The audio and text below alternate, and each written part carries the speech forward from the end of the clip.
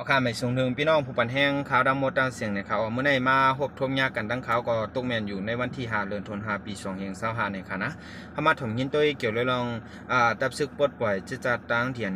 ซับเลี้ยงข่าวแจ้งเจอยึดไหลนั่นตื่นเตะปันขึ้นซึ่งมันละในข่าวป่วนมาเมื่อในวันที่3 เดือนธันวาคมปี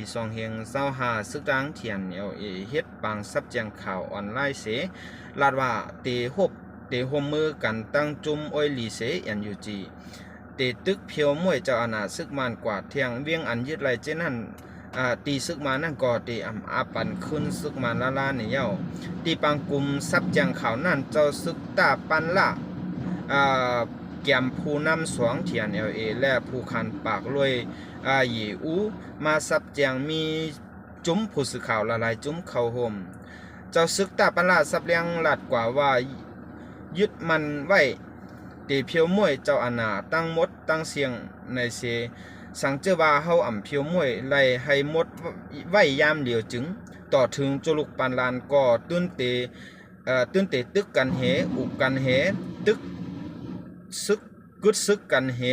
ขึ้นตึกยื้อกันขึ้นเหปั่นตรงกว่าปั่นตรงมาจังไหนสุดเสียงในขนออยู่ที่เมืองเขมีลองส่วนให้ตับซึกเทียนเอาเวียงอันยึดไรไว้เจ้านั้นปันขึ้นซึกมันวันในเสตาอยู่ที่ตับซึกเทียนเตขึ้นเตตึนเตเตตึนเตปันขึ้นลาตาให้เตตาให้เตเป็นหนังเวียงลาเซียวนั่นใครตึกส่วนกวนเมืองกูก็ให้เข้ามาจอยเถียมในนาการเกียรติเขเฮกังในแลตาปันละ10 ลาดกว่าหนัง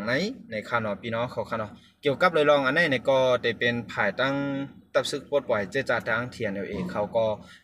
สับเลี้ยงนี้ในคานออันในก็เขาก็มาอันนี้ลองอันข้าวมันในคานอตีเอาเพียงการป้ายตึก1027ปอกกำพองห่างปี2023มาตับซึกตังเทียนปึดยืดตับซึกมันอ่องเป้เสปืนเผาคุ้มกำไว้เวียงน้ำคำน้ำสันยอกเมสีป้อเมืองกุดเมืองมิดเจในเย้าค่ะกิเลยลองในก็ตั้งผายตับซึกเทียนแลตับซึกมันเขาอุบโอกันตีตั้งเมืองขุนมินเมืองเขแลปังอุบโอนั้นร่วมเดียวกว่าให้แลตกลงกันได้เซ